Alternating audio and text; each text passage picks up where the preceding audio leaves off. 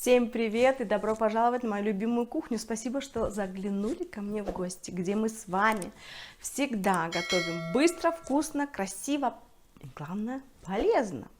Дорогие мои друзья, сегодня я вам предлагаю сделать очень простой, элементарный ужин.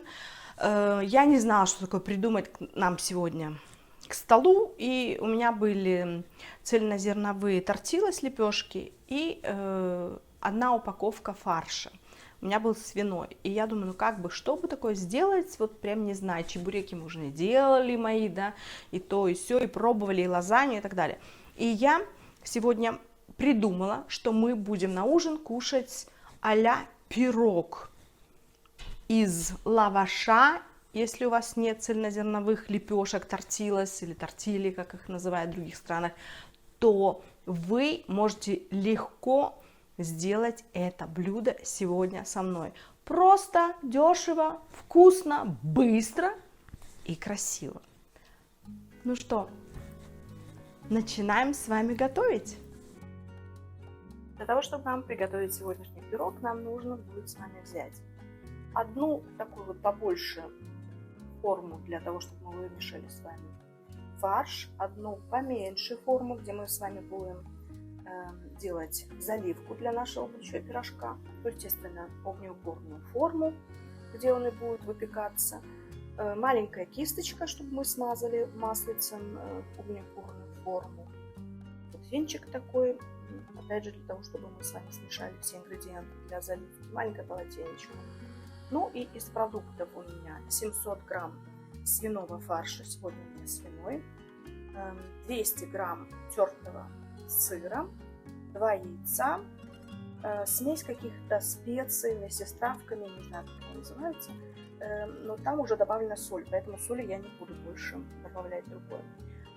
250 грамм натурального йогурта, пучок яйца и петрушка, как хотите по вкусу, возьмите себе какие-то специи, и одна такая вот большая луковица, которую грубо порезала. Конечно же, нам нужно масло для того, чтобы мы спрыскнули нашу огнеупорную форму. И виновник торжества у нас будут тортилlas, цельнозерновые лепешки сегодня у нас. Так что все очень у нас полезное и вкусное.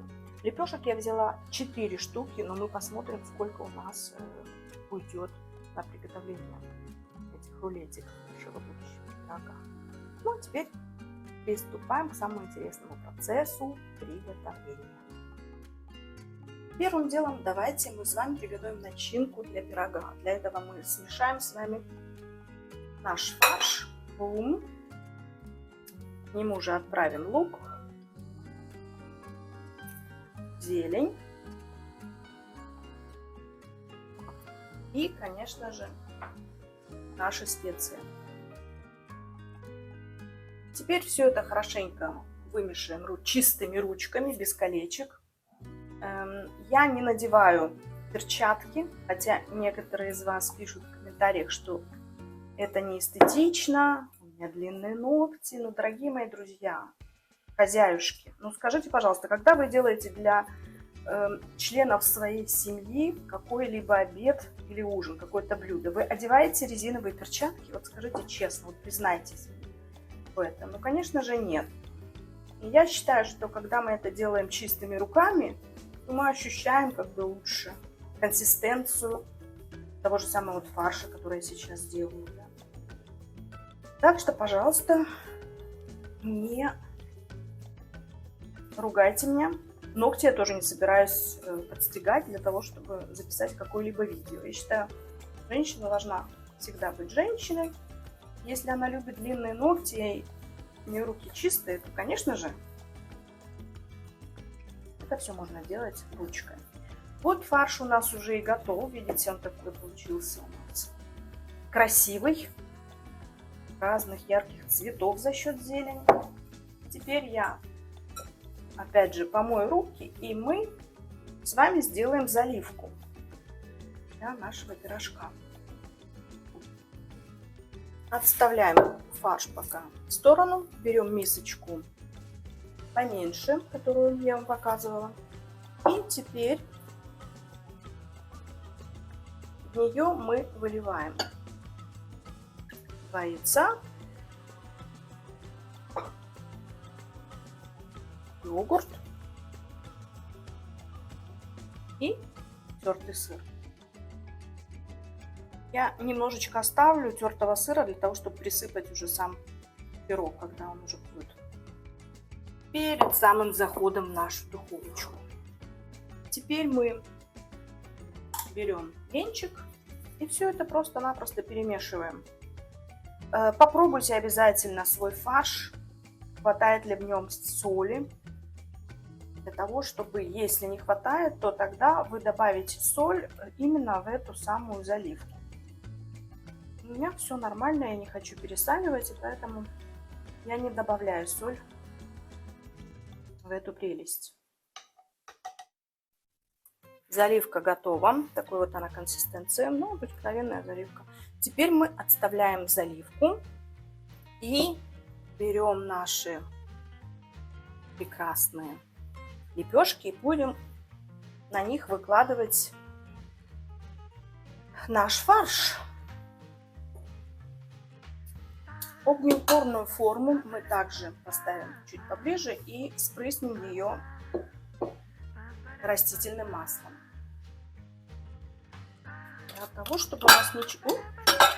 Бум-бум. Для того, чтобы у нас ничего с вами не пригорело. Так, отставляем это. Форму. Тоже давайте здесь поставлю, чтобы вам было лучше видно. Да, так будет лучше. Теперь чистыми руками, для которых я также приготовила немножко воды, я буду выкладывать наш фарш, сворачивать в трубочку и разрезать такие поменьше брусочки. Приступаем. Смакиваем ручки в воде, для того, чтобы у нас ничего не прилипало. И аккуратненько, тонким таким слоем выкладываем фарш на лепешку. Я взяла пока 4 штучки, не знаю, сколько у меня займет. У нас, знаете, наши производители начинают экономить. Раньше они клали 500 грамм фарша в упаковку, да, а теперь у нас вдруг стало по 350. И теперь тяжело немножко так ориентироваться, сколько же уйдет у нас продукта. Вот, теперь смотрите, одна у нас как бы готова лепешечка, и я ее вот так аккуратненько сворачиваю в трубочку. Вот. И я ее разделю вот на такие, где-то, ну, сколько получится у нас, 3 штучки, вот такие вот, такой высоты, да, где-то сантиметров 6-7 трубочка получается. Раз и 2. И у нас получилось 3 трубочки. И аккуратно режу, чтобы другие лепешки не поранить. Так, и теперь эти лепешечки мы с вами вот так выкладываем стоя в нашу огнеупорную форму. Так. Еще одну. Придаем, видите, они немножко такие. Одна выше, другая ниже, но ничего. Смачиваем ручки опять и берем следующую порцию фарша. И делаем абсолютно все то же самое. Выравниваем, разравниваем. Немножко добавляем.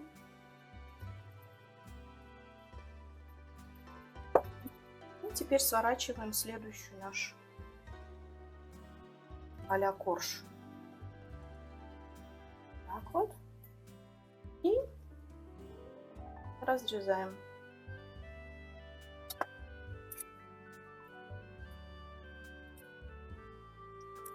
То же самое проделаем со следующими лепешками. Смотрите, как я точно угадала. 700 грамм у меня и ушло на эти 4 лепешечки. Так, сворачиваем последнюю. Она будет чуточку потолще, потому что я, конечно же, взяла весь фарш без остатков. Разрезаем последнюю. Раз и 2. Я не до конца режу, потому что я взяла разделочную доску, но сейчас мы красивенько все это положим. Аккуратненько вот так разровняем их, красиво как бы выложим. Вот. И теперь заливаем нашей заливкой. Все очень просто. Покрываем все, прям чтобы так хорошо оно потом пропиталось. И было очень-очень вкусно. Так, остаток сыра у нас, как я говорила, мы можем им присыпать наш пирожок. Для того, чтобы получилась еще более румяная корочка.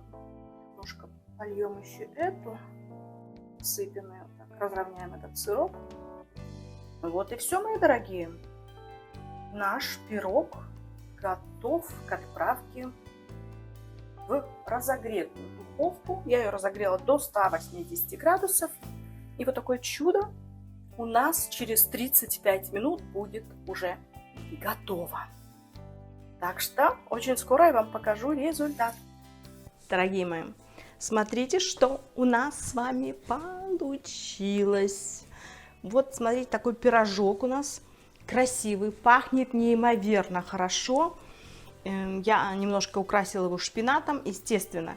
Когда он немножко подостынет, я его разрежу и покажу вам обязательно, как он выглядит на тарелке.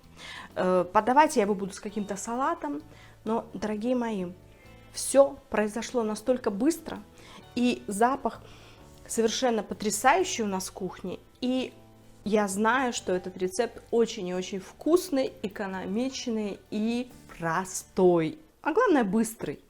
Так что, мои хорошие, попробуйте и этот мой рецепт, и оставляйте свои комментарии, что вы думаете, как он вам понравился. Я уверена, что он вам понравится, потому что мы тоже лишь бы что не едим. Так что готовьте вместе со мной, и большое вам спасибо, что вы у меня на канале, что вас становится у меня все больше и больше, что вам нравятся мои рецепты. И до новых встреч и до новых удивительных процессов приготовления, которые будут быстры, легки и вкусные. Ну, а на сегодня все. С вами была любящая вас Виктория. Пока!